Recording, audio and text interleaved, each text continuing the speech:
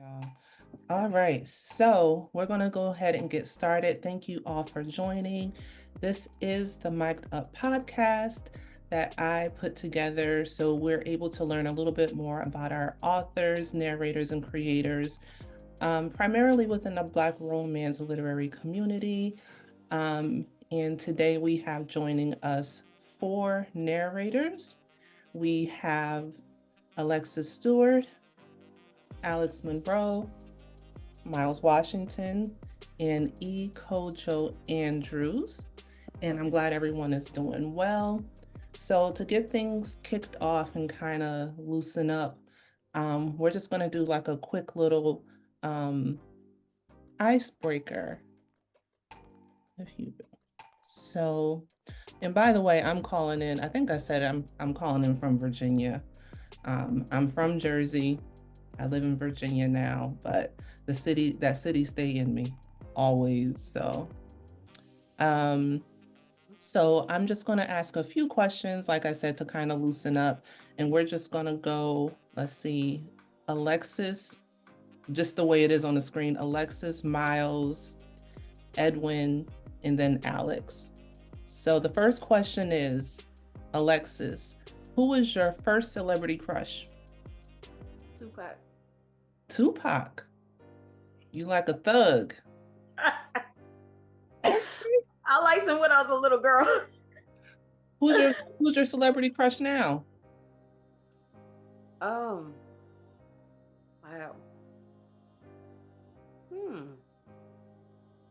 That's a good question. I'm not sure. Okay. I'm not sure. But I like that Tupac. That's a good one.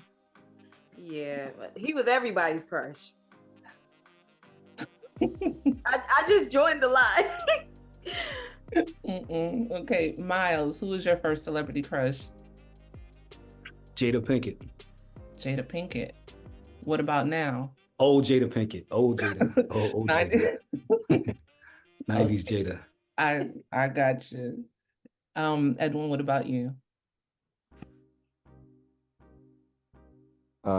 First celebrity crush would be Mariah Carey. Okay, I can see that one. Before the whole MTV Cribs thing. All right, and Alyx, what about you?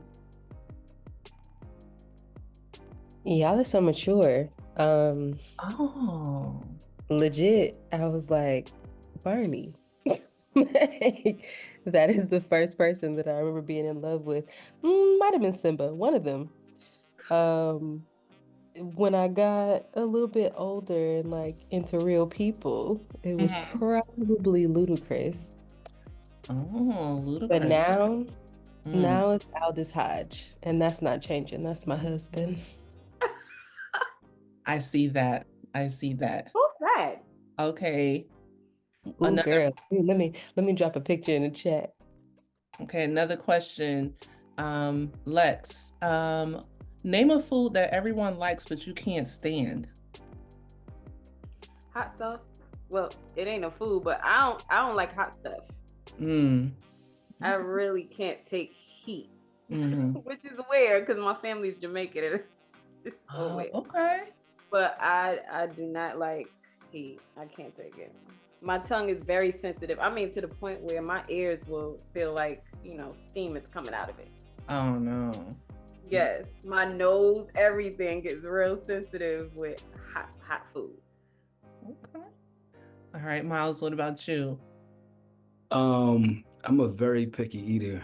So I gotta it's probably a bunch of stuff. But I really don't eat. I only eat ketchup, and I didn't start eating that until I was 14. I used to eat everything just plain. So I don't eat mayonnaise, mustard. So I guess pick one of those condiments. Really? That are, yeah.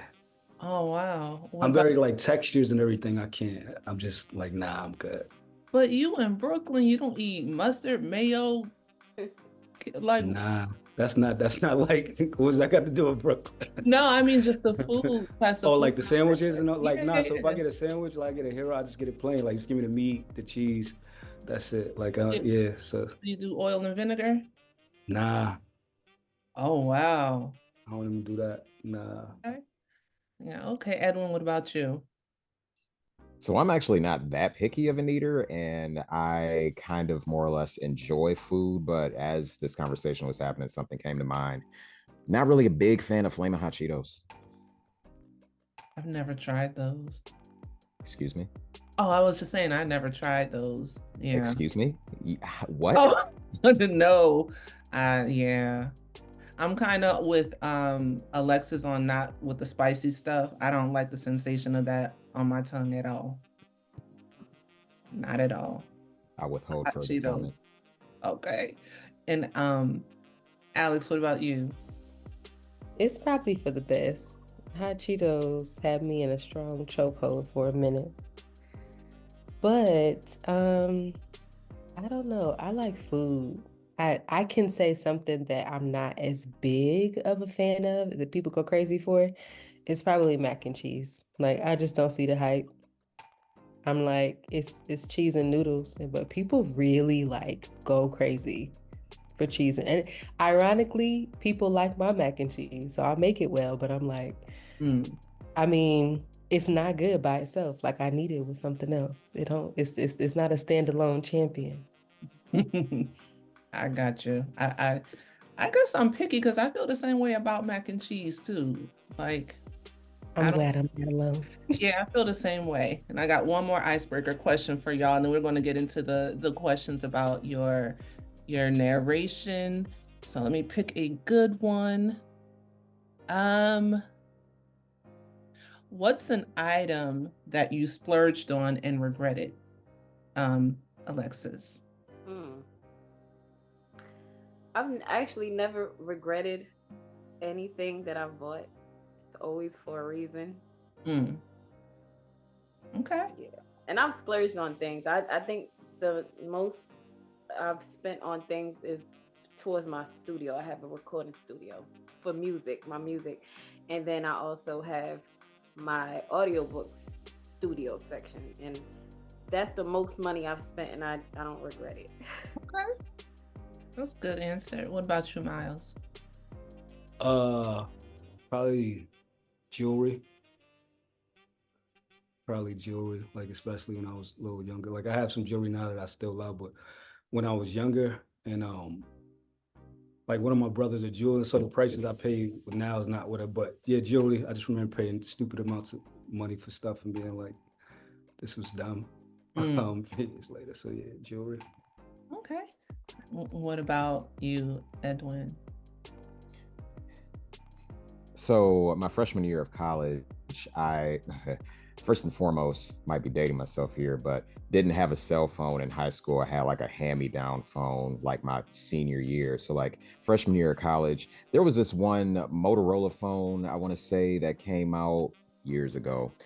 It was really just stupid and gimmicky, but it was like silver and it like rotated out, and this was before smartphones, but it looked really cool. So I was like, oh man, I got to get this joint. And then I bought it and it was like $600. And then I was showing it off to my friends when I got it. They were like, oh, that's kind of cool. How much did you pay for it? And I was like, $600. And they're like, yo, Ed, that's really stupid. And I was like, yeah, you're probably right. So then I took the phone back the next day. And Alyx, what about you? Probably shoes. Yeah, I think shoes. Like I've gone through phases in my life where I've spent money on shoes, and I don't even know where half my shoes are. Like I'm the kind of person that'll just be like, I haven't worn these in like 6 months. I'm giving them away. And then I will then later look up and be like, hey, where is that one pair of shoes that I had? I don't care for shoes as much as I pretend to. Okay. Alrighty. Okay, so thank you. Oh, okay. So we're gonna get right into the questions. As you all know on the call, there are 4 narrators, and they narrate, I'm sure, more genres than romance. So I'm just gonna go through their bios, and then we'll get with the questions. So we have Alexis first. So Alexis Stewart is a highly skilled voiceover artist and studio professional known for her captivating performances, and versatile talent. Born and raised in New Jersey, Alexis has always had a deep passion for the arts. In addition to her exceptional voiceover work, she is also a talented songwriter, vocalist, music producer, and engineer. She also indulges in the timeless art forms of painting, knitting, crocheting, and allowing her to channel her creativity and find solace in the pursuit of artistic expression. With a natural ability to bring stories to life, Alexis's voiceover performances are characterized by her ability to seamlessly adapt to different genres and capture the desired tone and emotion of each project. She effortlessly immerses herself in the recording process, creating captivating characters that transport listeners into a world of imagination. Very nice. I crochet too, a little bit. Really? A little bit. Very relaxing. It is. It is. So for Alyx Monroe, Alyx is a longtime lover of real stories told by dope people. As a performing artist, Alyx spent many of her formative years on stage. So when a friend mentioned that there was a need for more Black voices in the audiobook space, it felt like a no-brainer. Falling in love with each character she has the opportunity to bring to audio, Alyx truly enjoys diving into the intricacies of each story. Alyx Monroe has narrated fan favorites such as Relationship Goals by Christina C. Jones, The Night Before by Jacinta Howard, the Prism series by Love Belvin, the Immortal Crown series by Kenya, and the Immortal series by Kenya Wright. You can stay up to date with Alyx's latest projects by following her on Instagram.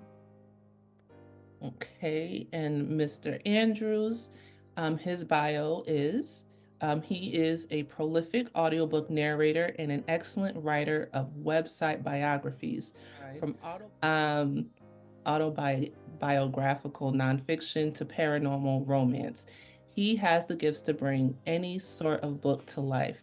As a narrator of over 140 titles, he intends to take over the world, expand his artistic palette by working with some of the literary world's best authors. He is currently located in the greater Detroit area. He works from his home studio exclusively for now. I'm sorry with that word, autobiographical. Okay. And last but not least, we have Myles. Myles is Brooklyn native, a gifted storyteller, and the definition of a modern day Renaissance man. With a foundation in music, he has stretched beyond limits as an actor, voiceover artist, music artist, and songwriter. Additionally, Myles's voiceover work includes projects for major brands such as NCAA, YouTube, Samsung, Lipton Brisk, Under Armour, Budweiser, Vivo, and many more, while also voicing characters for audiobooks and podcasts as well. Ooh, okay. All right, so we're going to get right into the questions, and the questions are going to be for all four of you. So we're just going to go in order of Alexis, Myles, Edwin, and Alyx. So the first question is, when and how did you get into narrating, and what do you enjoy most about it? So actually, I got into narrating, kind of stumbled across it. It was after the pandemic. I had lost my job of 12 years and I needed money, and I needed money fast. And I said, I need to do something right now. And I looked up side hustles and came across audiobook narration. And I knew that books were narrated, but I thought it was more like autobiographies, trailers for movies, or voiceovers on YouTube. But I just never knew, like, the books that we read, like novels, they did audiobooks. They had audiobooks, people playing the characters. I didn't even know that existed before I got into it. And I said, that's cool, because I've always been into like acting, for play though, like, fooling people with another voice or whatever, but I never thought of doing it professionally. And so I got into it, And after my first book, I really enjoyed it. And if you enjoy it after the first book, you enjoy it, because it's a lot of work. It's not just, oh, I'm going to record and that's it. If you're like me and you do the editing too, and you do the mixing and the mastering, and you still enjoy it, then it's in your heart to do it, because it's a lot of work that goes into it. A lot of people think, oh, narration, and that's easy. But it's work just like any other job, especially when it comes to editing, because you're going to be sitting down for hours. So you better enjoy doing it, you know? So, yeah, that's how I got started. And what I love most about it is characterization, making the characters, you know, changing up, being anybody I want to be, you know. And what I do like is how authors will give you, they'll give you the leeway to just, you know, do what you want to do. And I say, well, I want this to sound like this. You know, they kind of give you that space to just do you. And I like that. I mean, I do what an author want me to do too. Make the voice a little deeper or whatever. If an author was to tell me that, I'll do that too. But I really do like that a lot of authors, you know, they let you just do you. I didn't realize I was muted. Yeah, they just say, go ahead and do you. Okay. All right. Myles, when and how did you get into narrating, and what do you enjoy most about it? So I was doing other voiceover work before I got into narrating, but I was also like acting before that. And a friend of mine, y'all probably know her, Carrie Height. Carrie Height is we met on set doing this acting film, and we just got cool there. We kicked it there, stayed in touch, and he found out I was doing voiceover. I don't think we even talked about it on set just because there was so much going on, but we ran into each other like not an audio, just a voiceover audition one day, pre-pandemic, when they still had them in person. And it was like, oh, you do voiceover too? And then he started telling me about audiobooks. And so I was like, cool, you know, I'm interested. But it was still a while before I really did one. But when I really got decided like to do it, my first book was, I always forget the name of it. It wasn't like a Black romance book. It was just some other book.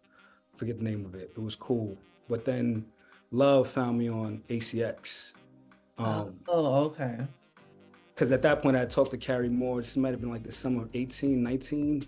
I can't remember. I think it was the year before the pandemic. And I was like, all right, I'm gonna try it out. Because I've heard things about audiobooks like, yo, it's not like commercial, man. It's a lot of work. And I was like, all right, you know, we'll see. Like, you know, it's cool. Even he told me. So Love's books are long. Like for your first project, it was like, and like Alexis said, the editing is what I wasn't prepared for. I was like, yo, this is mad right here. Like, I'm not doing this no more. Because the first book I did, I was just like able to sit. It was a publisher. So all I had to do was record. Right. So I was like, nah, I'm not doing this no more. But I love the acting aspect of it. Right. And then I was like, you know what? Maybe I'll just do Love's books. Like, I'm just gonna do her books because I won't do it as much. Mm-hmm. But then like, as I really started to think, like the pandemic hit. So at the time I was in acting class twice a week. I was a bouncer at the Bowery Ballroom up here. I was doing my voiceover work. I was just constantly on the move, hustling. Like I was doing well with voiceover, but I didn't really take time to learn the business side of it yet. Mm-hmm. So when the pandemic hit, it really made me sit down and like get more agents and decide, all right, I'm gonna do audiobooks and just figure this out and really dive into it.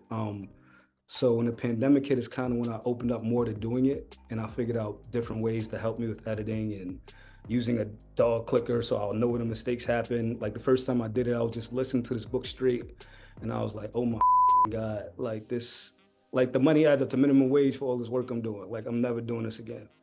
And so then when I figured that out, and I also really enjoyed the acting aspect of it.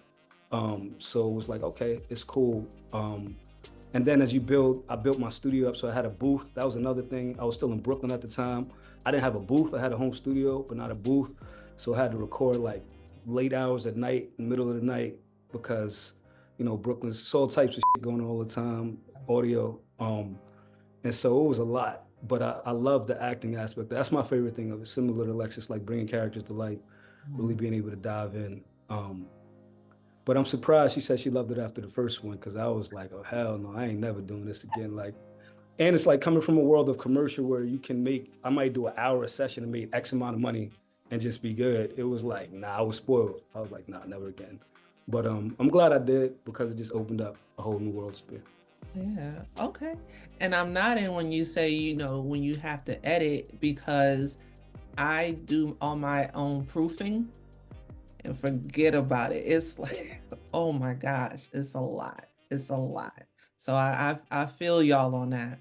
I do. Can I say something really quick, Kaya? Yeah. Towards the editing, because my first book was so tedious and grueling. I swear it was so hard to get past that first book because I was new to this. So I've recorded songs, but I never did an audio book. And when you record audio, it's kind of different because you have breaths that you have to control. You have you hear that? Mouth sounds when you talk. So as I'm talking to you, there's mouth sounds, but you don't hear it until you put some headphones on. And it's like, I don't want to let my audience hear that. So my first book, I literally manually took every click out, manually. It was horrible until I learned, because I said, if I put this clicker on there, it's going to kind of take away from the quality, and I didn't want to do that. And I'm big on quality. So I said, let me go ahead and manually take these out. And that was just the worst. So I figured out a way to control those mouth sounds with green apples. Like, you eat a green apple and it's something about the tartness of it. It erases all the clicks for you. So you don't have to worry about click sounds. You don't have to try to make sure your tongue doesn't hit the bridge of your mouth to hit. You don't have to worry about none of that. It kind of just has this smooth sound when you talk. So green apples, and then I had to practice breathing exercises to make sure I have less breaths to edit out. And then the third thing, so you got breaths, you got clicks, and then you got spaces in between your phrases. Truncate helps with that. The truncate effect brings your words closer together. And I'm OCD, so I still go ahead and make things a little further apart, a little closer apart, so the conversation sounds more realistic. But truncate helps with a lot of that. So it kind of cuts down the editing time if you bring those things into your editing repertoire, you know? Yeah, I'll for sure. Editing is definitely not anything I intend to do because of the tediousness. But yeah, we appreciate all the editors who make our audiobooks come to life. So keep on keeping on. Okay. Edwin, what about you? How did you get into it, and what do you enjoy most about it? So kind of like in between both Alexis and Myles, I didn't quite stumble into it. I had known for several years that I wanted to do voiceover work because people would always tell me ever since like basically puberty, oh, you've got such a great voice, you should do something with it. And I always knew that voiceover work took more than just having a great voice. But the way I got into audiobooks specifically was I used to do web development full time. Like my degree is in computer science. So I would always tell people I like doing web development, don't love it. But yeah, I had signed up for ACX just on a whim while I was doing my own research on what to do as far as voiceover work. But then a few months before the pandemic, I decided I was going to leave the job that I was at, but couldn't get interviews because for various reasons, it just wasn't working out. And then it was like, all right, I need to make some money. Oh yeah, I signed up for ACX, tried it out, got a book sooner than I got an interview with another web development job. So yeah, been doing that since, like I said, a few months before the pandemic. A thing I love about it is it's definitely fun doing the different characters, but a thing that I really like is just reading the stories. I really value working with good authors that know how to tell a story. So like as I'm reading the book, I'm like, man, this is really good. So it helps me with like my performance just because they write very good characters, very well put together characters, very clear and concise plots, but with all the details. Like everything that an author loves about writing, I love about reading. So it definitely helps with that as far as, the narration goes. So yeah, that's what I like about it. Nice. Okay, Alyx. So as mentioned in my bio, one of my author friends was like, we don't have enough Black voices. Like, Black authors are trying so hard to find new voices, different voices, like something just different, for their audiobooks. And I was like, oh, really? Okay. So I looked into it, and then my author friend talked me up. She was like, it's really easy. Like, you just, as long as you have like GarageBand, like you can do it. And she set me up. She set me up. But I was committed. I started on ACX like pretty much everybody else. And I did a lot of narration for foreign books, like a whole lot of self-help books and things like that. But they weren't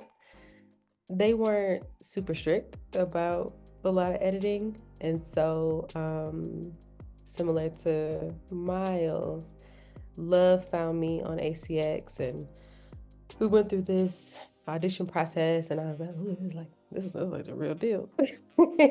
Then and Love sent me a whole catalog of notes. And if y'all know Love, y'all know. And I was like, okay, all right, cool. I got my notes. I'm ready. I'm doing this. Got my microphone and my GarageBand, and I'm making it happen. And it was not happening, y'all. It was not happening. Ooh, poor Love. It was her first audiobook, my first audiobook. And we would just be sending voice messages back and forth like, girl, I'm trying, but I don't know. And then she would be like, I don't even know what to tell you, but I can say that, like, we got to figure this out. And I'm like, I know we got to figure this out. Because that was before I knew about all the software that like remove the breath and all that. So I was just holding my breath when I spoke. That I could do. I could hold my breath, lots of years in theater, but we got through it painfully. And I too was like, ooh, I don't know. I just don't know if this is worth it. I just don't know.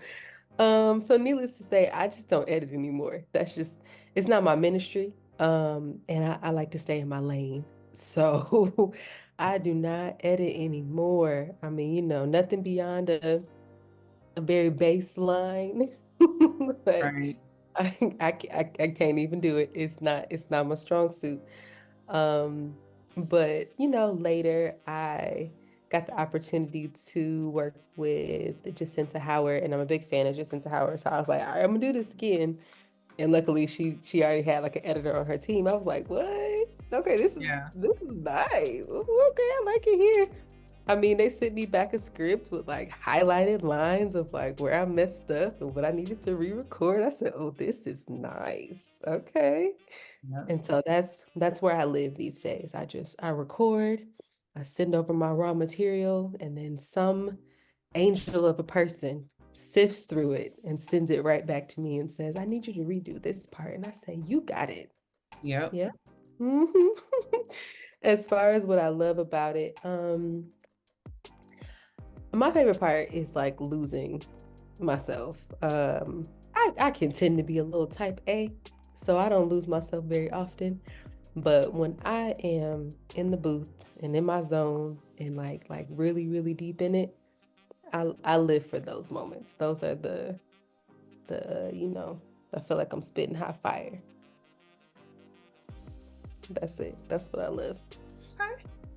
Very nice. So and hold on, and Alyx is being humble. She came in the book. She's talking about there was a previous narrator because there was a book we did. Just sorry to jump in, and she came in and killed it. I know it was a struggle because she was the first time doing it, but y'all would have heard the first one and heard this one, and like, nah, she killed it. So clap for her for that, because she I know it was a struggle for her, but she definitely came through.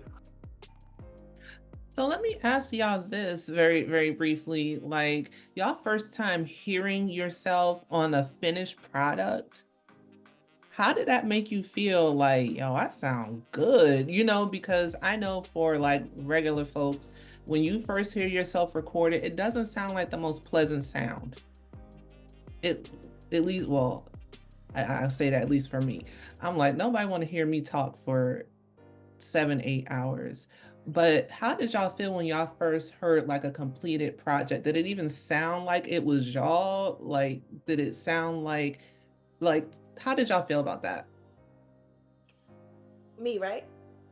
Any one of you. Okay. Well, I record music. I'm a songwriter and I record my own vocals to my beats. So I was used to hearing, a whole song put together with my voice on it. So to transition into audiobooks, it was kind of like I've been there before kind of feeling.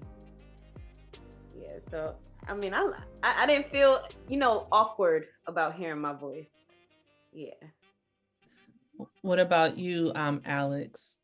How did you feel when you first heard yourself in a completed project? I don't listen to them.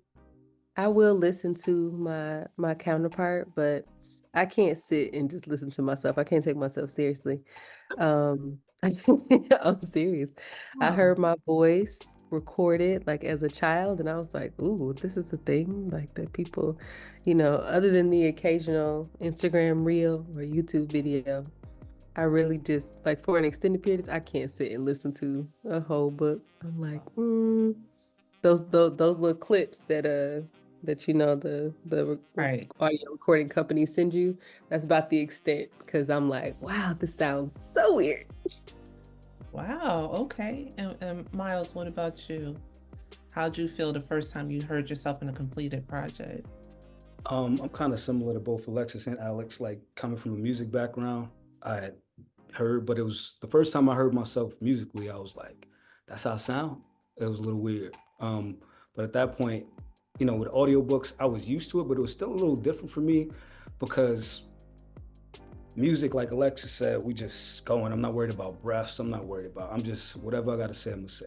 When I got the book, and then when I like the first one in this Black romance field, and I started like researching, seeing like, oh shit, like Love Belvin is like, I'm stepping into like somebody who's like expectations. Like I really like my vocal stuff that I had on ACX was just so raw. And she's like, that's what I love. I just want you to do it like that. But in my mind, being an actor, I'm like, but you got a whole universe. Like I got to perform, which is like a good pressure that I like to have. So I listen, but I'm like Alyx in the sense I don't listen to them. Like I'll listen to the clips or I'll listen but it's weird for me to sit and listen to myself too.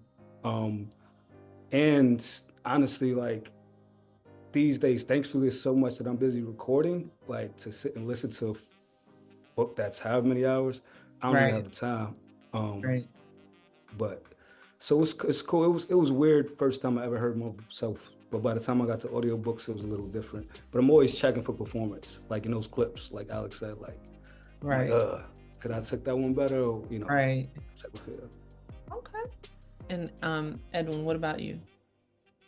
Yeah, the first book I ever did was a self-improvement nonfiction book. So it's like the tone that I used in doing the narration is vastly different from, say, Black romance. So it was kind of just like there was a little bit of an adjustment because I'm not too fond of the sound of my own voice, but it's like it was a basic, straightforward kind of performance sort of thing.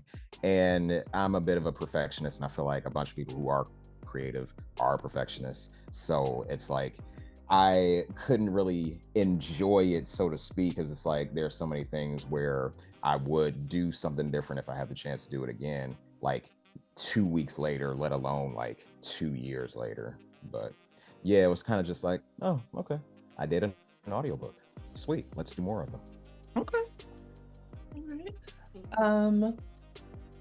This question is for all of you. Is there another genre you would like to try? Alexis? Fantasy. Fantasy? Yeah. All right. Myles? Yeah, probably fantasy too. Fantasy. I think I did like my first mystery drama over the summer. Done some YA, so fantasy be cool. Okay. Edwin? ironically enough, yeah, fantasy. Like I have done some paranormal romance and would like to do more of it, but I was just recently talking with an author friend of mine, and she's got author friends of hers who do more fantasy. So yeah. Okay. Alyx? I want to do well, no, I guess it's not an autobiography if I do it, but I want to do more people's biographies.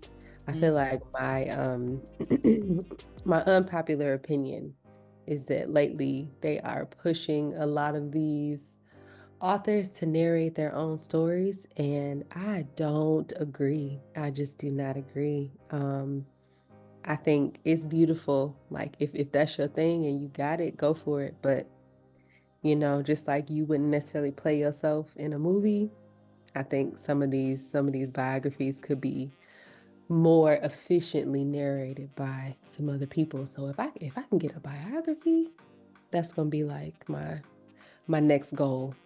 Okay. Awesome. Okay. Next question. Do your family and or friends listen to your narration? And if so, how do they handle the erotic scenes? Well, actually, my best friend is in the room, Helen. Yes. And she can probably answer that question because she's my only friend that I have that listens to my books. Hi, Helen. Hi. Okay, so how do you handle the erotic scenes when you hear your friend doing that nasty stuff, girl?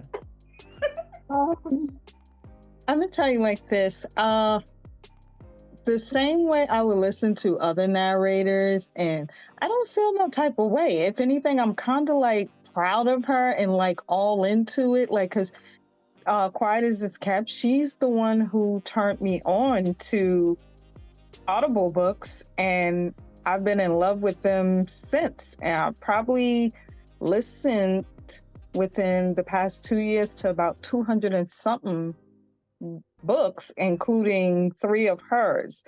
But when I hear it, I get kind of lost in the whole story because there are certain narrators that can, their voice gets you lost in, them narrating. Alexis is one. She's the one who hooked me. So I just don't feel any type of way. I'm just like, oh, that's my girl. Like she did that, So it's just like I love listening to her voice. Like it's captivating, So when those scenes, I listen like I'm listening to any other narrator doing a rassy scene. Yeah. Okay. That's good. Good support right there, Alexis. What about you, Mr. Myles? How do your family or friends listen to your narration? How they handle the erotic stuff? Nah. Like it's funny because like my guy friends, obviously they ain't going to listen to my erotic books. Right. But it's funny, like one of my best friends, like his wife, we're all close circles. He's like, no, Ash can't listen to that shit either. Like I don't want to hear shit. Like I don't want to hear that shit either. And then my wife is the same way. Like she like her friends. My wife might listen, but her friends can't. She's like, no, I don't tell them your pseudonym. They ain't listening. I don't even want to have them thoughts of your voice in their head. So nah. Then like my mom knows about it, but she doesn't listen to those. It's cool when I get to narrate other genres because like her and my grandmother could listen. But my mom's is just like, nah, they ain't listening to it, man. I don't know about the rest of my family. I don't even think they know. So they might not even know it's me if they hear it. Well, they know my voice, but yeah, nah, it's cool. Nah, I'm cool when I'm hearing all that. I got you. What about you, Edwin? Yeah, so my family is super religious and very judgmental, so I definitely don't talk to them at all about my erotic audiobooks. And my friends don't read, so they don't really care about the audiobooks that I do. So not really a problem. Alrighty. Okay. Alyx, what about you? Most of the friends and family that I have know that I do audiobooks, but they do not know my performer name. Gotcha. So they might listen to it and they might have suspicions, but hard for them to pin it down. My mom is super supportive, but I told her, I was like, it might get weird. I'm just, fair warning. Like, if you want to listen to it, listen to it. She like, I'm gonna send it to my friends. I was like, at your own risk, because I'm just saying it gets it gets real. But my fiance is super supportive. He be trying to listen to me in the booth. Yeah, I'm the same way with my mom. Like, she wants to read my books. I'm like, do not. Okay. Y'all look at the chat as well, if you get a chance. Okay, next question is, who has been your favorite character to narrate and why? Alexis. Carly from Carly's Story. Carly from Carly's Story. Yeah. What did you like about it? Oh. It's real. This happens all the time, and a lot of people don't really talk about it. Do you want me to talk about the character?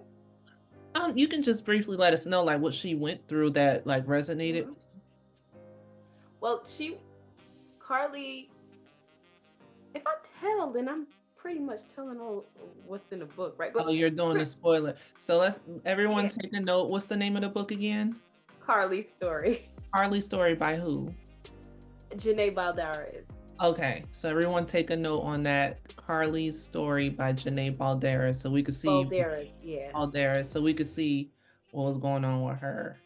All right. Yeah, but she went through a lot though, from childhood, even her mother's boyfriend, and then when she grew up, going through more stuff. Like, she was just all messed up in the head, But it has a really happy ending, as they call the HEA. HEA. Okay. Yeah. So I gotta take a listen to that to see that character and see if I can tell what resonated about her with you so much. So thanks for the recommendation. All right. And Myles, what about you? Who has been your favorite character to narrate and why? It's tough to pick one. It's a lot of dope characters with that. Probably if I had to pick right now would be Young Lord, Wayward Love series. One of Love's joints, and just similar things like life to my life, not completely, but just similar things. It's a music dude from the East Coast. Some things from the background, so it was cool to kind of bring that to life. But there's a lot of dope characters, so it's hard to really pick one. Okay, that's one of them. All right. And Edwin, what about you? One of my favorite books that I've done by one of my favorite authors, Tanisha Stewart, is Caught Up with the Rona. And there are a handful of characters. The three main characters that the book centers around are the ones that I've definitely enjoyed the most. But there's one in particular, I want to say his name is Marcellus. I did this book in 2021, so my memory is a little hazy. But the way she described him in the book was he sounds like the rapper Shine that used to be signed to Bad Boy back in the day. So yeah, it's just it was really fun to like get into that character because he sounds like Shine, but also he's like really dorky, really dweeby, and like just kind of off. So that was fun. Okay. Miss Alyx? This is so hard. I fail at this all the time. Like, if anybody asks me my favorite color, like, I feel so much pressure right now. I don't know. Kaya, I don't know. Doesn't have to be your most favorite. What about your most recent favorite? I can say that one character that really resonated with me, it hasn't come out yet, actually. It's still in post-production, but Naya in A Girl Like Me by Tay Monet. I feel like I don't know, I just felt like her story, although it does have a little bit of dramatic flair, as Black romance does, but the root of her story being a young girl who deals with abandonment issues and doesn't feel worthy of love is way more common than we are willing to admit. And I think that most of us at some point of our lives go through that feeling of just unworthiness. And so I found the simplicity of her journey to be really relatable. And I was like, man, like, sometimes it is those one-off casual relationships that you have when you're dating somebody and you're like, well, I don't know, like, aren't we, let's see, I really like him, let's see where it goes. And then, he play you for a fool and you be like, dang, like, how did I not see the signs? Like, I feel like that's just super relatable. So I think I would go with Naya. Okay. I really enjoy the way Tay Monet writes her female. Right? Yeah, she does a really good job with that. Okay, next question. What are your favorite types of scenes to narrate? Alexis? Like maybe drama. I like art. Yeah, I like drama. I like argument. That's my favorite type of scene to write. It really is. I like the no, you did. I be in the mic like this. Yeah. Like, I really like that. I'm coming back, like, especially when it's like a man and a woman, you changing up the voice, and sometimes I listen back and I have to laugh. Like, I have to take a laugh break and then go back into it. But I love the drama though. I love writing arguments. Okay, good. Yeah. Myles, what about you? What's my favorite type?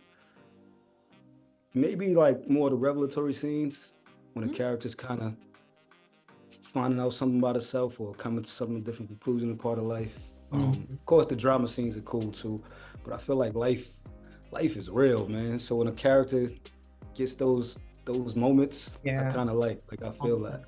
Yeah. Okay. I feel it. Oh, I wasn't sure. You can go ahead. I wasn't trying to. No, that was good. Oh, okay. All right, Edwin. Don't really have any favorite kind of scene, although if I did have to pick, it would probably be more towards the comedic side because I'm kind of silly. And it's really fun to just like lose yourself, whether it's in a character in particular or whether it's just like the dialogue going back and forth between characters. But yeah, comedy is fun, but I don't really have a preference. It's kind of just like, as long as it's well written, I like doing it. Okay. Alex, what about you? I love the girlfriend scenes. Like, I love when the characters hanging around, their friends, even the ones that get serious. But my favorite, hands down, is definitely the funny ones. Like, I have narrated some. Can we cuss? Yes. I have narrated some funny ass scenes to the point where I'm like, okay, I know this is coming up and I'm not gonna laugh, but I'm still laughing. So it takes me about 6 or 7 takes to get it because why is this so funny? Love it. My favorite. Okay. If you don't mind, I would like to ask maybe a couple more questions and see if anyone else in the virtual room has any questions. Is that all right with all of you all? Y'all are good? Okay. So Alexis, who are some narrators you enjoy listening to? Well, Jacoby's my favorite. Jacoby and E. Kane. Those are my 2 favorites. E. Kane is a beast. Jacoby is a beast. Like, I love them too. Yeah.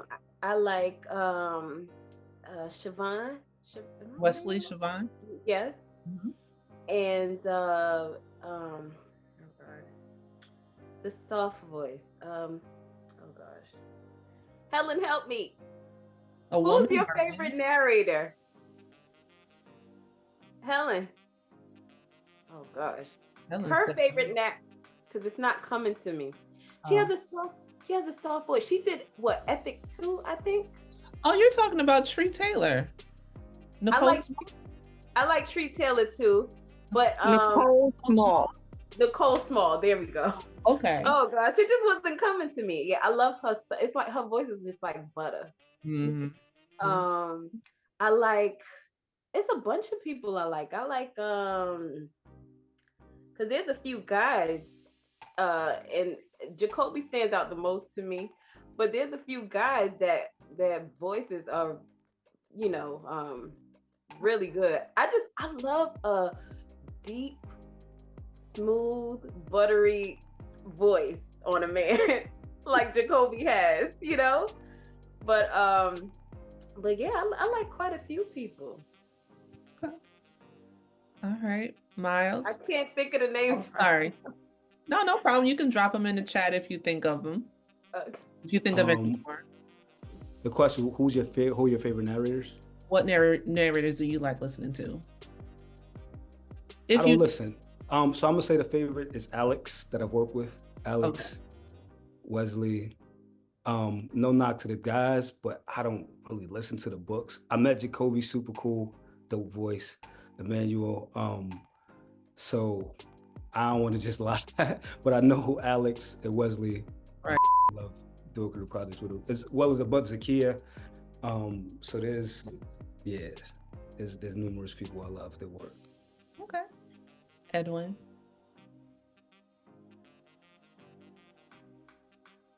Sorry. Kind of in the same boat with Myles. It's like I don't listen a lot to the guys. It's like there's a couple of the women that I do appreciate and enjoy, like Wesley. I want to say the names are slipping right now, but yeah, it's like I don't really have favorites. It's kind of just like if I want to listen to something, I'll listen to it. But most of the time, it's like I'd rather read. I don't know. It's kind of just like I don't really gravitate towards it just because that's just not my makeup.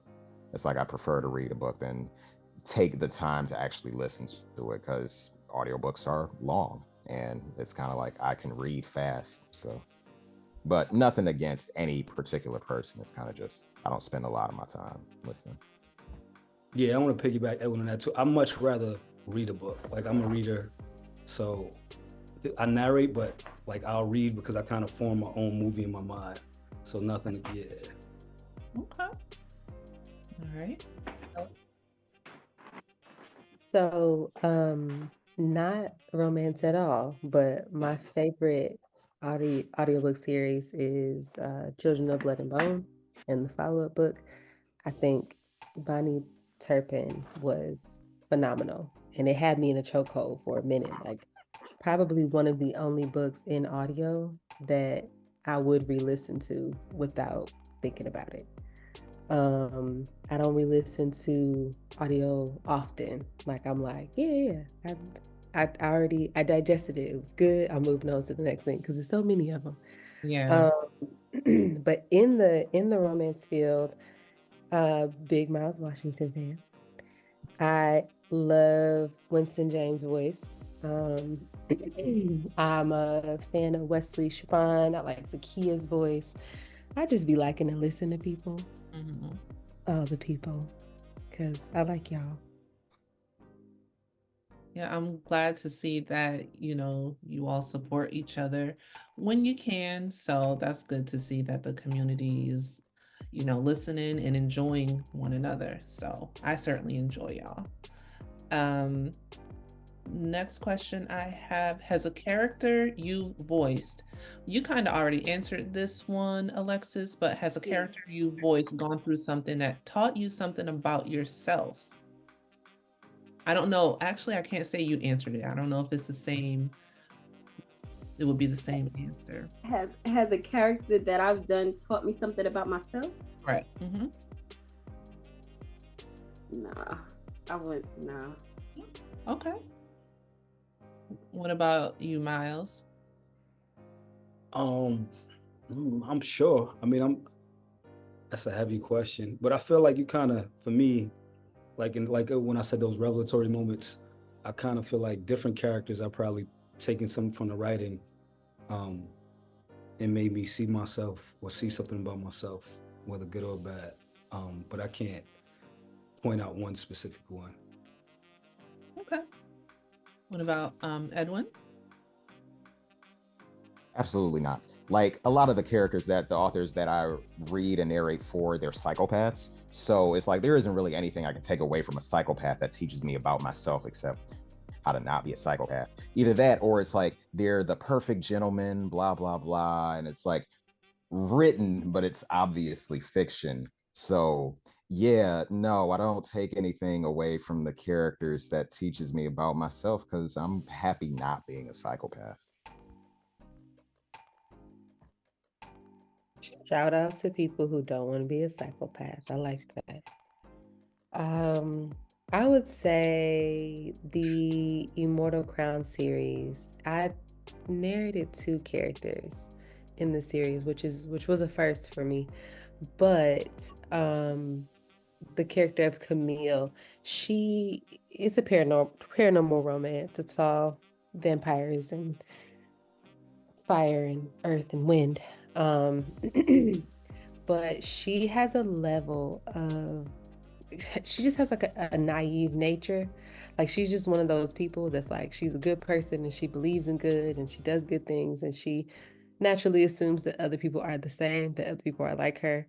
And that is not the case. And I think that definitely was the end of a journey for me because it's taken me some time to like truly learn the lesson that like the way you think is not the way other people think. The things that you do for other people is not the things that they would necessarily do for you. And it's not a bad thing. It's just that people are different, you know? And so we're always in our own heads and I'm always thinking like myself. So then I'd be like, yeah, obviously. And then other people are like, no, not obviously. Yeah.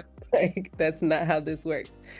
So I think that was like a nice outward look of just that, the end of that journey. It was a long journey too, y'all. It's taken me some time to get here, but that was a humbling experience. Well, that's okay. I understand that. I've had books I've listened to that had similar effect on me. Okay, so one of the last questions I'm going to ask, because on every live that I have done or attended with narrators, this question just comes up. So I'm just going to go on and ask it and be done with it. And it is, have you ever tried something you've narrated from an erotic scene? Feel free to decline, but that is just like one of the hot questions that always comes up. Well, I have a book coming out, Product of the Street, and there's just a whole the whole book is erotic. Okay. I think like the book is just on a 100, but I mean I'm like so innocent, I don't do nothing. I'm just so innocent. You just don't even know. Are you? I don't. Sarcastic. I kind of feel like you're being sarcastic. I ain't telling nobody. No. But the book is just very, very erotic. But I wouldn't say that I've done any of those things. I mean, it's just. But I just wanted to put it out there. That book is. I've never seen erotic on that level in a book ever. It's just on another level. Go ahead and drop it in the chat because some of the people here would love that level of eroticism that you're talking about. Oh. Okay. Yeah, actually, the book is buzzing all over, and a lot of people like it. So I guess a lot of people are into that. Yes, a lot. Yes. I'm surprised about. Don't be surprised. I'm telling you, people really like it. Mr. Myles? Have you ever tried something from a book? Something from an erotic scene, and you can answer or not answer. It's fine. I just know it's a hot question. No, probably. Like I don't think I've ever taken a book and be like, yo, I gotta go try this. Right. But like, I gotta go try this. I mean, these books come from somewhere, right? So shit I've probably done, and it's probably I'm sure it's crossed paths somewhere. As a male narrator, this is just a bonus question. As a male narrator, have you ever been surprised by something you've come across in an erotic scene? Like, yo, women be thinking like that? Oh yeah, all the time. Like, yeah. The levels of it is like, yo, this all right. But so I feel like it's definitely makes you be like, my wife, like, oh, all right, you can go there. All right, let me try, you know what I'm saying? So there's different levels, the women, that, yeah, it's been informative in some ways. Okay. All right. Edwin? Yeah, I'm gonna have to say no. I'm very demure. I'm very pure, innocent. I'm saved. I don't even really know what sex is. So yeah, no.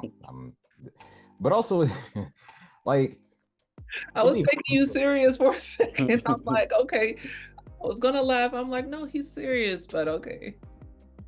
But also, it's like it'd be a little odd to like have me read a scene in a book and then talk to a potential partner and say, hey, let's do this. I saw this thing in a book. And she's like, dog, what are you talking? No, I'm not doing that.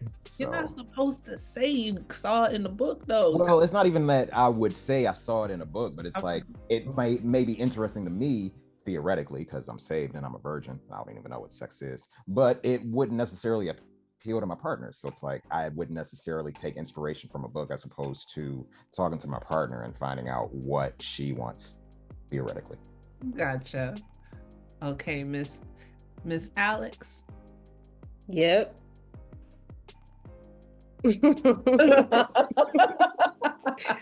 And sometimes I see stuff and I be like, dang, I thought I was being original. You do that too? Dang. Thought that was a secret weapon. Now everybody know. I like how you came in with the yep. Okay, that's that. And my last question for you all is, what advice would you give to someone who would like to get into narration? My advice? Yes. Mm-hmm. My number one advice is get your money up front. And I hate to say this because I don't like to seem like I'm complaining or I'm, but it's real, it's the truth. And there's a lot of scammer authors out here that want to find narrators to narrate their book for free, and they'll talk about royalty share with you, but once the book drops, they don't want to market the book. And it's like, if you don't market your book, how am I going to get my money? How am I going to get paid if you're not marketing your book? And so it's like a little game that they play. Or some of them will put royalty plus. And I've had a narrator ask me a question saying, this, I got an offer for royalty plus, and now they're acting funny about the plus part. So they really just wanted to do royalty share. So you can't even really look at an author and say, well, their physical books sell. So if their physical books sell, then they must sell audiobooks really well. No, they can sell their physical books because they get most of the money from the physical book. But that audiobook, they got to split with you and Audible and ACX. So they don't really care about marketing it. They really just want to say, I made an audiobook version to my book. It's real. I'm just being real. I hate to complain, but I don't want anyone to go through what I ain't putting nothing out there, but there's a lot of scammers out here. I would say get your money up front. Don't do royalty share. Do per finished hour. Only way I would do royalty share is if it was, with someone I can see their other audiobooks are selling. That way I know, okay, well, they market their stuff. But if I wouldn't, even in that case, a newcomer coming into this business, don't do royalty share or royalty share plus. Do per finished hour and just be done with it. Get your money up front, take that money and flip it, which is what I do. I just put it right back into what I enjoy doing. If I'm doing audiobooks, I get better equipment. I just flip the money into a way that's going to make me more money, because once you spend that money, it's done. But yeah, coming into this business, do not do royalty share. That is the number one thing I would tell to anyone starting in this business. I can see the conflict in that for sure. Mm-hmm. Myles, what about you? I would say give them a few pieces. I would say really research and make sure that you're ready. This is what you want to dive into. It's not as simple as just having a good voice, as Edwin said. Learn the business, like Alexis just said. I've never, sound like you went through some shit. I'm sorry you had to go through that. I've heard horror stories about it. But I would say that too, and then get a good setup and learn your equipment. That's a big thing, especially if you're not familiar with that part of it. Like, because technology is a gift and a curse, and it can be frustrating if you don't know these things, and it could lead to spending more money. And then just get a mentor, good friends, and build relationships. That's a big part of it. Be a good person. Like I tell people anything, just be somebody that people want to work with. Yeah. I know I gave a few pieces, but yeah, that would be it. Oh, you good. Yeah. Edwin. Yeah, to piggyback off what Myles just said, for anybody that's trying to get started, make sure you actually know that this is something you want to do, because audiobooks are a lot of work as far as voiceover is concerned. As Alyx mentioned, like editing, Alexis mentioned editing, like it's a lot of work. Make sure that's something that you want to do. And then to piggyback off what Alexis said to answer this question, do your research on authors. Make sure they're not scammer authors. I've got my own stories that I will withhold from this conversation because I want to keep it lighthearted. But yeah, per finished hour is definitely the way to go. If you're working with somebody that does do royalty share, make sure that they are selling their books. Make sure that they're actually selling their books, because I fell for an author very early on when I first got started who was promoting her books on Kindle Unlimited for free. So that inflated their sales rank, but those weren't actual sales. So it looked like the project was appealing for royalty share. But yeah, authors are extremely good at not promoting their work. So, and I won't say anything more about that because I don't want to step on any toes. But yeah, make sure that if you're working with an author who wants to do royalty share, make sure that they have a vested interest in promoting the audiobook and making sure that the audiobook actually sells. Okay. All right, Miss Alyx. I would say to be clear about the path you want to take, i.e., you guys know, as I've said, I do not edit, and I do not intend to go back into editing. That is a hard line for me. So just, be intentional. There's a ton of like YouTube videos and things like that. I've seen a few courses, but for e-courses and virtual learning to be as popular as it is, we don't have enough courses on like how to be an audiobook narrator, like how to start, how to do this, how to do that. Right. And I would definitely say to check your imposter syndrome. It can be really hard to ignore that part of, like that voice in your head that's like, nah, that didn't sound good. I need to redo it again.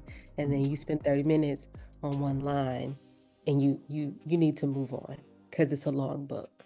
Okay, so just check your imposter syndrome, send it over. I guarantee you, if they don't like it, they will say something. But worry less, do more would be my 2 cents. Okay. And I want to piggyback off of some of what all of y'all said as far as working with the authors. And I think, Myles, you said, be a good person earlier.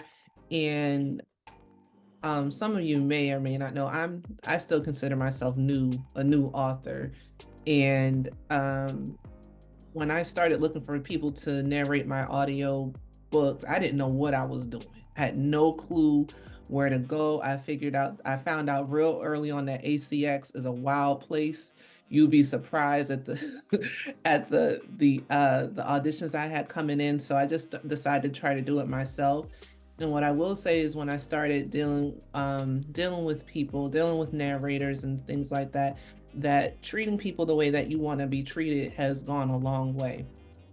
Being, communicative and, just being honest and being clear and just being a genuine person has really, I feel like, helped me out a lot. So I agree with all of what you all are saying. But yeah, I would say, whatever you want to do, narrate, write or whatever you want to do, just the people that you have, that you communicate with, and the people you try to partner with or try to mentor with, just be genuine, be a good person, do what you say you're going to do, you know, because it all makes a difference. It really does. So that's my little 2 cents. So that's it for questions for me. I actually have a bunch more, but I know we've been on for a minute. Does anyone any of the attendees have any questions for any of the narrators? You can go ahead and come off of mute and just go for it. I'm just gonna drink some water real quick.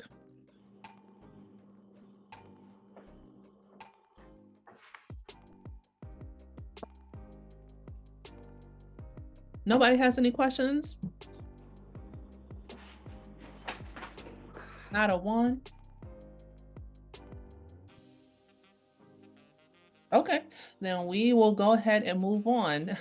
So the last thing I want to do with you guys, I always try to do some type of game.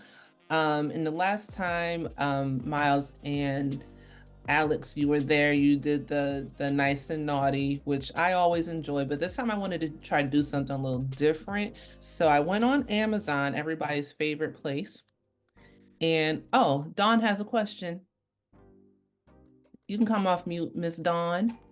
Hello, I was having technical issues trying to get my mute off on time. Oh. For all the narrators, do any of you have like a favorite author that you like working with?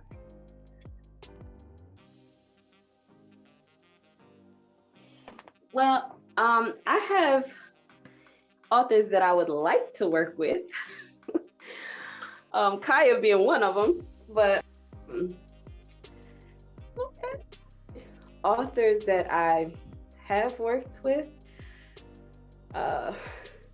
I would just say there's authors that I would like to work with. And yeah, I have actually a list of authors. Okay, that might be the better question. Do you have authors that you want to work with? Yeah, I'd like to work with. I'd like to work with Ashley Antoinette, Tay Monet. Like I have this actually. I think Tanisha Stewart. Off the head, I can't remember all of them, but I do have a list of authors that I would like to work with. Okay. Myles, any authors you would like to work with? You can think of off the top of your head. Everybody. I'm not like when I talked about working with you. There's so many like in this space, and I genuinely mean this. There's so many dope writers. I've been blessed to work with a good bit of dope writers, but Kaya, let's see who I'm trying to think of. This I don't want to say because I'm going to forget somebody. So, but there's a lot of people that I definitely want to work with. All right, Edwin. Original question. My favorite author by far is Tanisha Stewart. Like she was one of my very early authors, and we've had a solid partnership since then. I've done several of her books. Actually, yeah, Alexis, if you want me to talk to her, I can definitely do that. As far as authors that I'd like to work with, a couple, yeah, not a problem. A couple definitely come to mind. J.L. Seegers, Regine Abel, but I'm kind of like with Myles. It's like everybody. I want to work with everybody. I want to help everybody win, and I want everybody to help me win too. So yeah, it's like I love being challenged. I love having fun doing narration. So yeah, there's a bunch of talented people that I have reached out to and plan to reach out to. So yeah, I love everybody. Okay, nice. Alyx? Yeah, I love asking me my favorites, and y'all know I'm not good at that. I think, well, I know people that I have worked with, definitely love Belvin and Jacinta Howard. Two people that I feel like are just genuine fans and push me forward every chance they get. So I absolutely love working with them. Authors that I would like to work with, also a lot of them, so many. A couple, it's like Nia Forster, Joan Bassar, and everybody else, because I don't know, all the books are so different, and every author's voice is so different. So it's even if it's like a similar or parallel story, I feel like it's just each opportunity is just super different. So I am open. Okay, you want to work with me? I will work with you. I gotta get something on the paper first, and I'll be reaching out to y'all. I'm working on that. Okay. All right. I'm excited. All right. Anybody else with questions before we move on? All righty. Oh, let me check the chat to make sure. Thank you for your responses. I just want to say I am team hashtag I support human narrators. Human voices, yes. Absolutely. I cannot and will not do the AI. I want a real person. So thank you all for what you do. Same. I have a question. So I can't imagine listening to myself reading the nasty scenes. Did you guys have to like laugh it out, or how do you get yourself prepared? Like the first time you had to do it, was it a challenge? Did it come easily, or did you just have to laugh it out? For me, it came easy. I really get into a character. I don't just, I just kind of forget that I'm reading and just immerse myself into that character. And that's the fun part about it. Just being someone you're not, jump into a scene you probably never done yourself. That's the fun of it for me. So yeah, it comes natural to me and very fun. Yeah, I think the same. It was pretty natural. Like, sex is part of life. It was maybe a little steamier scenes, but yeah. I mean, I like sometimes when I do get a sex scene that makes me laugh. Like if something's funny in it, I might have to laugh about that. But yeah, I wasn't really weirded out or like going into, because the first one I like love, similar to Alyx, when I did her first book, she wanted me to do a sex scene just so she could make sure. And so it was like I was really like, all right, I'm gonna go in. But it was, it was fine. It was entertaining. It was just part of it. So it was pretty cool. Yeah, being that I am saved and don't really know what sex is, like I'll pray about it first. I'll make sure to read my Bible beforehand and afterhand just to stay grounded. So, serious answer. Yeah, I mean, it's kind of just like, it's acting. And I read what is in the book, and personal bit of information. I've spent like more than half my life on the internet, so nothing really shocks me. So it's kind of just like, oh, okay, this is what these characters are into. Let's see how good a job I can do. And I pray about it. Prayer changes. No, I think it comes pretty naturally. I mean, I'm usually recording by myself, so I don't necessarily feel like there are eyes on me, even though I know people are going to listen to it.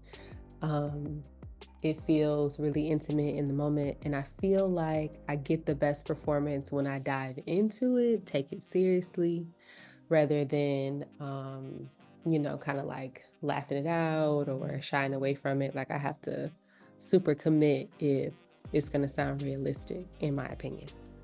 Mm-hmm. I'll say this. When I ask narrators to audition for me, I always pick rather an erotic scene and a conflict scene, because for me, those scenes really gotta hit. So I always pick those two, because yeah, that's just my little 2 cents. All right. I do have a question. So as they were talking, some things came to me. So I know when I listen to the book, sometimes I'm listening and it's hard to turn it off to not still be in the moment of the book. So I'm thinking that when you're reading, if you're all in, that maybe when you're done, it's hard to turn it off. Are you finding that maybe you're taking some of those alpha male characters with you after the book is over, or the bad characters for you female authors when the book is over? Do you take that with you? Sorry, it took me a while. Like I said, like I really get into the characters, so sometimes I do throughout the day think about the story that I just got finished narrating, because it just like a storybook you read that really touches you or was so good that you just cannot forget about it. The books that I narrate do have the same effect on me.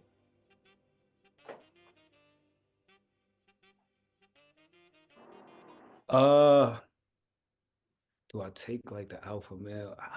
Not to be honest, not really. Like I feel like I'm like me once. Like honestly, a lot of times I'm like, man, let me get out this booth. I've been in there for 4 or 5 hours. I'm hot. I'm sweating, and I'm just ready to be done for the day. Like if it's a long session, but it's just like almost like with acting for me. Like, well, no, it's not, because acting, I feel like I do more so become that character, the character around me if I'm in a role for a certain amount of time.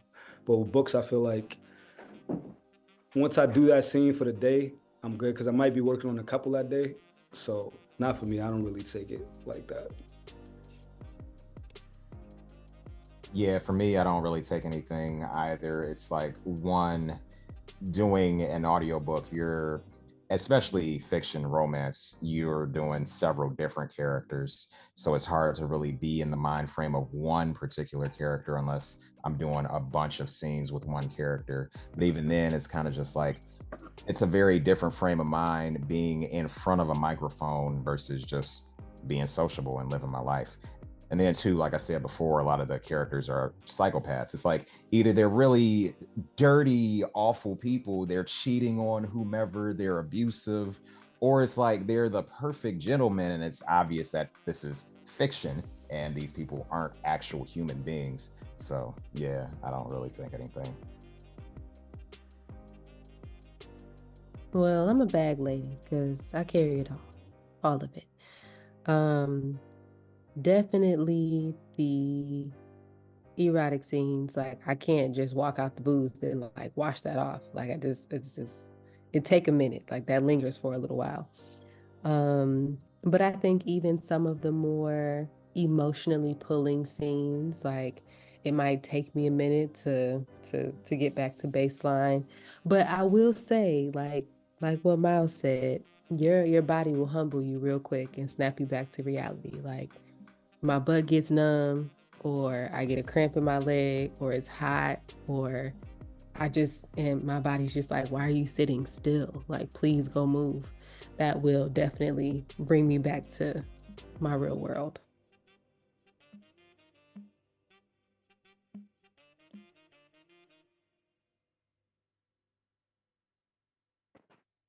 You're muted, Kaya. Thank you. Anyone else with questions? Okay. So we're gonna move on to the game, which I was actually excited about. I went on, and I hope y'all didn't play this before. I went on Amazon and I found this game called Urban Trivia. Any of y'all played it before? Good. So it's just as it says, it's Urban Trivia. And so what I would like to do is I would like to put you on teams of 2, and the first team to 10 points wins. You really don't win anything in particular, but you just win the game. So the questions I'll ask you individually. So if you get it wrong, the other team can steal the point. Does that make sense? Now for my 4 narrators, do y'all want me to put y'all on a team? Y'all want to choose y'all teammates? Can it be boys? Boys. Can it be men against women? Men against women? Y'all good with that? That's cool. I have my little paper here. So y'all want to be divisive? That's perfectly fine. I'm going to keep score. So these are questions and they're multiple choice answers. So first team to 10. All right. Okay. We're going to start with, I guess we're going to go ladies first. We're going to go Alexis. I'm going to ask you first, and then I'm going to move on to the gentleman. Okay. So the question is, according to Meek Mill in the Negro National Anthem, Dreams and Nightmares, which car did we think was rented? Is it A, Ferrari, B, Rolls Royce, C, Aston Martin, or D, Lamborghini? Lamborghini? That is not correct. Any of the gentlemen want to steal it? Aston Martin. Whatever that was. Yep, it was Aston Martin. I don't listen to Meek. So 1 point for the gentleman. Next question. Wait, I have a question, Kaya. If I don't know, can I pass it on to Alex? No, because y'all are working individually. Y'all getting points as a team. Yeah. Oh, don't fight me, Alex. I'm messing up already. Oh, you're good. You're good. I'm gonna let it slide, but don't let it happen again. Okay, now this is a good, interesting question. We're going to start with Myles. On the show Martin, besides Martin Payne, how many characters did Martin play? Is it A, 8 characters, B, 6 characters, C, 9 characters, or D, 4 characters? I'm gonna go with I'm gonna go with 6. That is not correct. Did any of the ladies want to steal? We got 8 characters, 6 characters, 9 characters, or 4 characters. Can I say 9? 9, that's the answer. Damn. What? I was trying to see.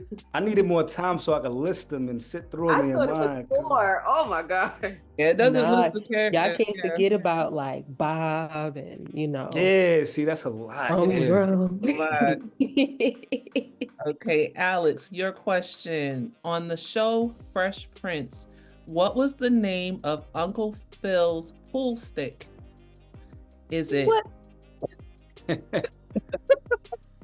Was it A, Lucille, B, Bertha, C, Lucy, or D, Agatha?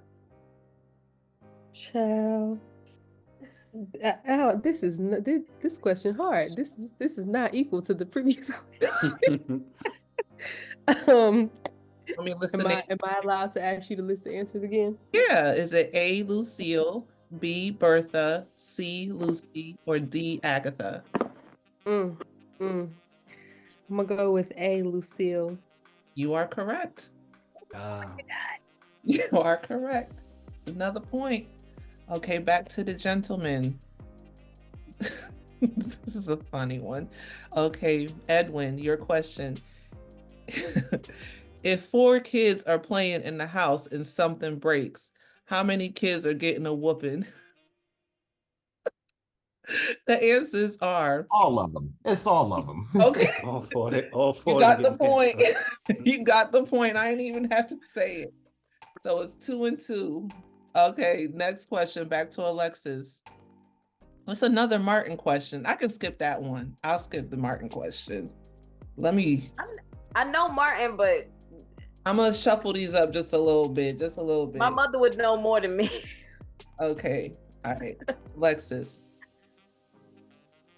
They went to another Fresh Prince. Okay. Finish the phrase, don't come for me. And then the answers are A, until I come for you. B, period, poo. C, unless I send for you. Or D, none of the above. Unless I send for you? Yep, that is right. 3. Yeah, that's okay. Back to the gentleman. Myles. Hennessy is what kind of liquor? A, vodka, B, whiskey, C, cognac. Point for the gentleman. All right. I'm mad I answered that so quickly. Okay. Alexis. Charlie Wilson, aka Uncle Charlie, got his start with which legendary group? Is it A, Maze, B, the Gap Band, C, Earth, Wind, and Fire, or D, Ohio Players? Gap Band. Correct. All right, y'all up to 4 points. The gentleman got 3. Yes. Oh, this is a good one. Edwin. Yeah, y'all stop dropping the answers in the chat. Y'all got cut it out. Y'all putting the answers in the chat. They are putting the answers in the chat. Listen, DM me. Stop putting the answers in the That's chat. crazy. Send me a direct message. Oh my gosh, Women in y'all the chat terrible. spouting the answers. The host man. shaking her head at the obvious wrong answers. This is all a setup, but it's fine. Oh my gosh, man! Okay. I'm boycotting the women's last 2 answers since they were clearly in the chat. Don't put the answers in the chat, y'all. We were on Edwin, right? Yeah. Okay. Name the movie. The quote is, I gotta fight every night to prove my love. And the options are A, Cooley High, B, The 5 Heartbeats, C, Think Like a Man, D, Why Did I Get Married? That was 5 Heartbeats, right? Correct. So the way y'all going, I don't know. It's just gonna be who gets there first. We're back to Alexis, correct? What are we going to? 10. We're already at 4 now. It's tied at 4. Okay. Okay. Sorry, Alexis about to miss this one, and we gonna win. So to be over. Wow. Alexis, I might have to go through and try to find a hard one. Okay. You don't have to do that.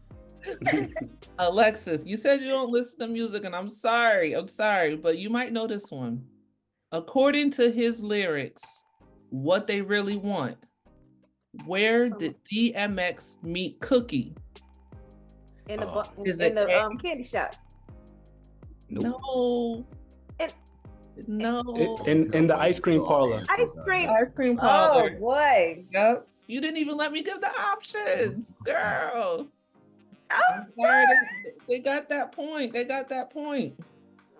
I would just like to say I don't appreciate the other team shaking my partner up.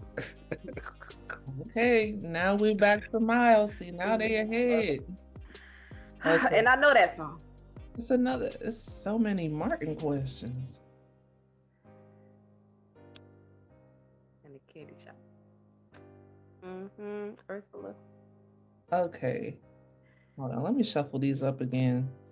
Oh, I don't want to choose one that I think y'all will know or not know, so I'm just going to shuffle, and read the one from the top.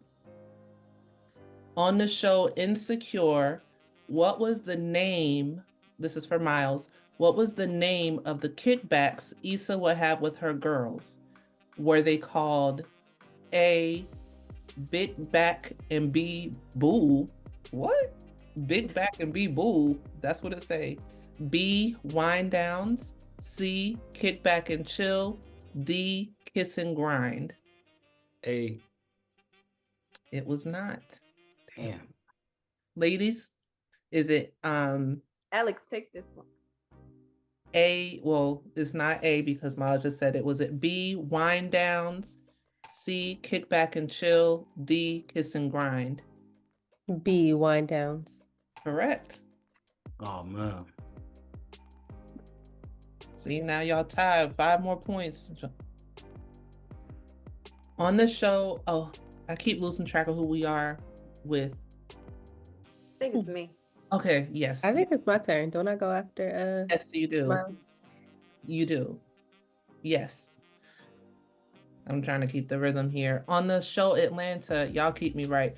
On the show Atlanta, Antoine Smalls wanted to be called Harrison for what reason? A, it was his rap name. B, it was his transracial identity. C, it was his middle name. D, it was his real name.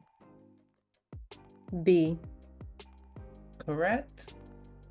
6 points for the ladies. Okay, Edwin.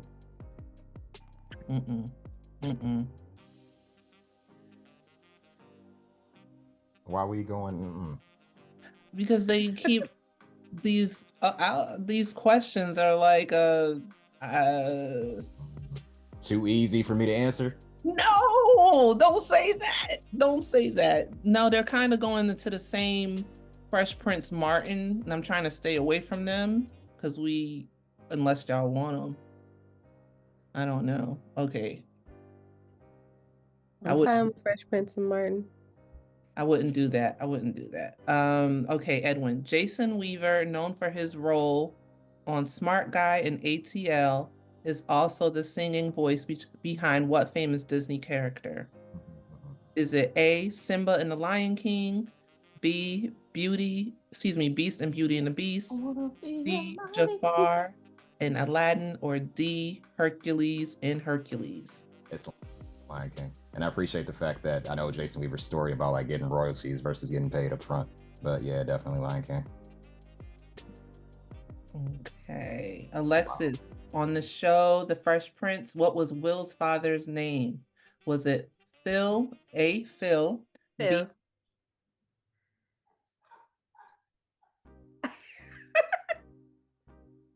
I know. Alexis. Alexis. I'm gonna need you to at least let her list out the Let me finish the question. I'm gonna go over to the guys, girl. That ain't it. All the options first. You gotta let me do the options. So, okay. gentlemen, either one of you, on the show The Fresh Prince, what was Will's father's name? Was it A, Phil, B, Luther, C, Lou, D, Lawrence? Oh, what happened to Myles? Is he off? Oh, he disappeared. Oh man, was it Lou? Maybe it was a disconnection. Yeah, it is Lou. Okay, so that point goes to the gentleman. What's the score? That was the father's name? Lou, the one who's like, why don't he want me, man? Huh. His name was Lou. Not the uncle. The uncle's not his dad. Oh goodness. Okay. So any one of the attendees want to step into Myles' spot until if he comes back? Oh, never mind. There he is.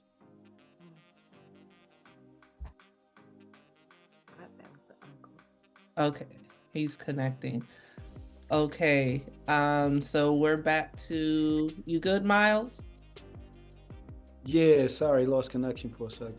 No problem. So Edwin was able to get you guys a point to put you in the lead a little bit, so y'all can take. I already knew Edwin had that in the bag with the Simba. I had no doubt about that. No, you missed it with the Fresh Prince question. What was Will's father's name? So he got that one. Oh, that's super impressive. All right, so y'all can take the. Oh, he's breaking up. Uh-oh. Can you hear me, Myles? He's having connection issues. Well, the gentleman can take the you can hear me? Who, me? Yeah, Myles. Yeah, you can't hear me? I can hear you now, yeah. Oh. Okay, so y'all can take the lead with this question. This will give y'all 8 points if y'all get this one right. According to Tommy on the show Martin, what does GTD stand for? Is it A, got the digits, B, going to date, C, going the distance, D, got the draws? This is me? Yes, Myles. D, got the draws. Yep, they in the Got them lead. draws, dog. They in the lead, ladies. Okay, on the show, we're back to Alex. Where y'all gotta keep me right. Is Alex's turn? Yes. Okay, sorry. On the show Wayans Brothers, what was the name of the building that housed Pop's Diner and Sean's Newsstand? Was it A, the World Trade Center, B, the Empire State Building, C, the Niedermeyer Building, or D, Sears Tower? I'll just take a good guess if you don't know. Listen. D, Sears Tower. That is not correct. Man. So Myles or Edwin, is it the World Trade Center, Empire State Building, or the Niedermeyer Building? Take a guess if you want. What? Edwin, you know this one?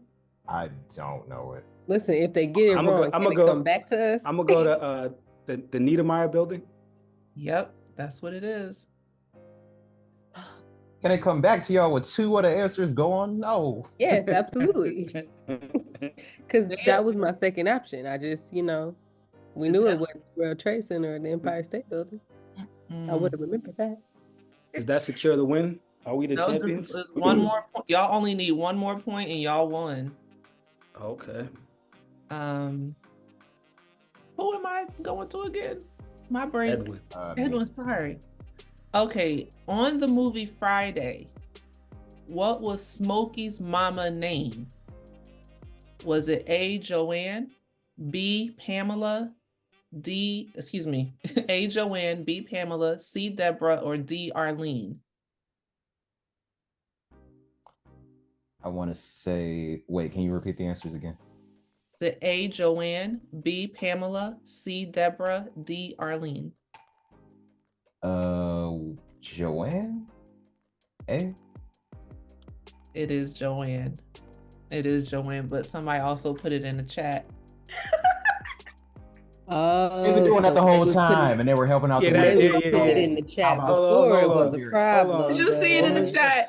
Edwin, did you see it in the chat? Come on. Did you see it in the chat? Of course you didn't. You saw it in the chat. It pops up on the screen. You saw it on the chat. You saw it in the chat.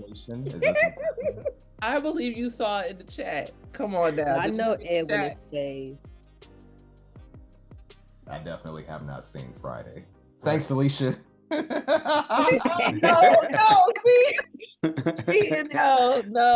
he did. He saw that in the chat. So they've been giving the answers the whole time. They haven't been giving them before we say the answer though. Because after you said it was in the chat, I've been watching. I saw that one come up, and I was like, I ain't gonna say nothing just in case y'all don't see it. Not a win is a win. And yes, the chat has also been giving wrong answers. Why y'all do that? Okay, so that's it. Y'all won 6 points for the ladies, 10 points for the gentlemen. So I know Alex ain't say barely, and y'all was like 4 points away.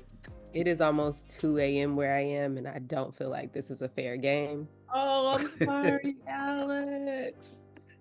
I'm sorry. Man. Well, y'all pick up this game. Literally, they're shuffling the cards, but right. I'm shuffling cards. Look, and this is how many cards you get. So it's a lot of cards. So it should be like a lot of fun if you decide to do this with your friends and family. Listen, I just need Alex. I need Alex and Alexis when they see me and E out in the street to address us as the champions. That's all I want. I'm sorry, I'm having trouble hearing you guys. The connection is breaking up. You know what? None of y'all won because everybody cheated. I'm sorry. Nobody won. Nobody won. I don't think Alexis cheated at all. Alexis, we're the pure one. Alexis definitely got an answer that she didn't know from one of those chat questions. Well, we are at the end of the podcast. I really appreciate you all sticking it out. It's been about 2 hours. Oh my goodness, thank you, y'all. Just in closing, do you four have any new projects you want to tell us about before we close out? Anything to look out for? I'm working on a book named Toxic by Penny Blackwright. At the moment, it should be out in another 2 weeks or so. And I have another book coming out in September by the name of Product of the Street. The first book, first audiobook. It's a series, but the first one is coming out in September. Okay. Yeah. All right. I gotta thankfully have a bunch of stuff coming out. The Love, Belve, and Love Uncharted series. I think first book is out. Second book should be releasing soon. Keeman Tasia, Casey Mills, finishing that up. Corporate's Pleasure series is out. It's a bunch of stuff, so just look out. Thankfully, it's a bunch of stuff on the way. All right. Alex or Edwin? Edwin? I don't really have anything in the way of like Black romance. I've got a Christian nonfiction book that I'm working on right now, and I've got a cozy romance that's interracial, but nothing specific to what we've been talking about. Oh, that's fine. You can just tell us the name and the authors. The name of the book and the author, so we can look out for it if we want to support you. Yeah, the cozy romance is Smart Move, and the Christian nonfiction is Curse of the Inverted Soul by Tanisha Preela. Okay. Black woman. But yeah, like I said, nothing romance right now. Or I should say nothing urban romance right now. Okay. Alex? Yes, so the next release I believe is gonna be A Girl Like Me by Tay Monet. And then later this year, you can look forward to Low Love, Low Fidelity by Love Belvin and Put That on Everything by Casey Mills. Okay. And book 4 of the Immortal Crown series, once the book has been finished. So sometime this summer, maybe. Okay. There is one project that's not Black romance, but it's the Black Yearbook with a big cast that I'm definitely proud of that project. It just released with Penguin, I think last month or something. And it's pretty much just stories of different people's experiences at colleges, Black students, different experiences, college, HBCUs, regular universities, everything. So that's pretty dope. Okay, nice. I just wanted to mention that Product of the Street is by Ebony Bowser, for those who weren't, because I didn't mention the author. And I have another book, Don't Make Me Fall by Janae Balderas as well, coming out in like another month.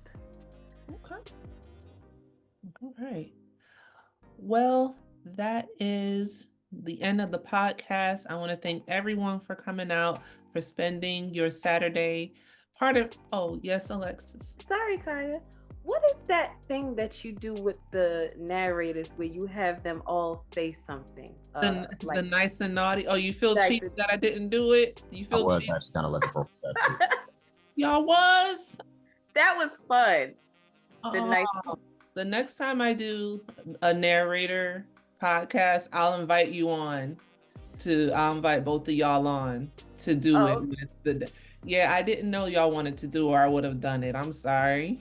I'm sorry. Okay. But I got you. I got both of y'all next time. So yeah, we're coming to the end of the podcast. Thank y'all for taking time out of y'all Saturday to sit in our virtual room and get to know our narrators. Just as a FYI, my next live podcast will be the 16th of March with author Tay Monet. So anyone who is on the call today, just make a note of that. But as you all see, I be hitting up my timeline and my posts. I be going hard with those, so you'll see that. But yeah, Miss Tay Monet will be here, and that is really it. Any closing remarks? This was really fun. What's that? Yeah. This was really fun. Thank you. Thank you. Yeah, just thank you. Appreciate it. Love. Yeah, I really enjoyed it. Thank you. Good. Any parting words, Miss Alex? Just thank you. I don't know if it got lost in the jumble. And thank you to everybody that joined. Yes. Yeah. Thank you. And I hope you get some sleep over there and enjoy your time in Europe. It's precisely what I'm going to do. I don't blame you. In the bed already. Good, good, good. All right, y'all. So that's it. So I hope y'all have a good rest of your night, good rest of your weekend. But that's it, y'all. Thank y'all for joining me. I really appreciate your support. Thank you. Thanks for having us. Y'all have a good one. Night. Bye. Bye. Good night.